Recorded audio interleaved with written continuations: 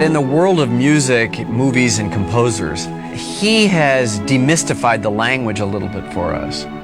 So he doesn't create a distance between us and him by using the language of music as an obstacle. In fact, it's like having a conversation with a writer or an actor or another director.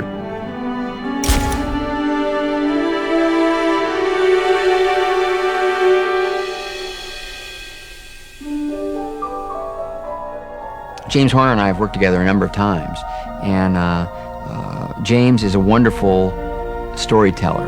He loves movies, and he really understands how to help tell the story. I've known Ron a very long time, and it was a project that I had heard about and was very keen on doing.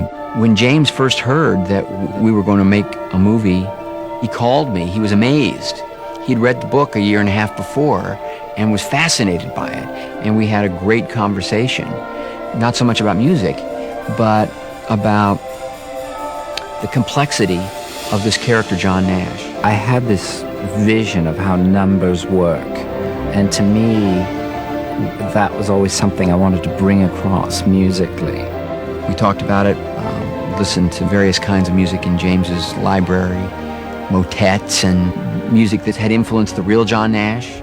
We had this running abstract idea between he and I. The music and the whole art of mathematics, when you get above a certain stage, is not just literally numbers and solutions. It's more like looking through a kaleidoscope. And you look through a kaleidoscope and you have one thing and you slowly change it, and it changes, it evolves, even though it's numbers or music. To me, when I see a movie, I sort of close my eyes and I say, what mood or what color abstractly do I feel? Like a painting, how does the painting feel when you look at it? I wanted it to have a more global feeling of the sort of abstract quality of his life, and how it's so easy to get drawn in so far that you're not quite sure what's real and what's not anymore when you're as brilliant as that. Charlotte has this unique quality that she's neither child nor adult. I didn't want a children's voice. I didn't want a boy soprano, an adult opera diva. I wanted something that was sort of amorphous. I was looking for a very particular color that only Charlotte Church could fulfill. He said, well, I want you to kind of make you kind of be an instrument in a way, you know, to kind of have that purity and clarity and brightness that an instrument has, but also like still kind of like with the human vibrato, you know, to kind of make it more human. There's something about it that floats around that is so unique, that brings a sort of magic and otherworldness to our actor's world. I've never done this before, like recording with the orchestra, so at first I came in and I was like, if I get it wrong and the orchestra keep getting it right, and they're just going to think, why did you get her in the first place?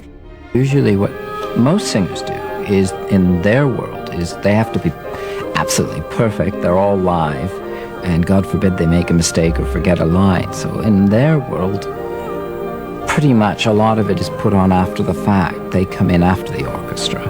I tend to work live, and if she makes a mistake in there, it's the same as if a French horn maker. We just stop and we do it again.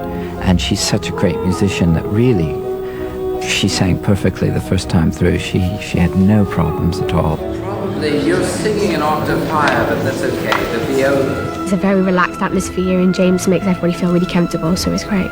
As a composer, when I come into a film, usually I'm the first outsider, trusted outsider, to see the movies. As the film gets edited, I sort of add input as a supporter.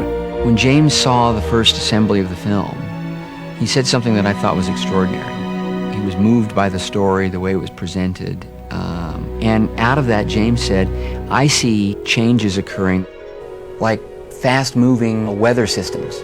And musically, that's what sort of James went on. Was that kind of visual idea, that sort of poetic notion.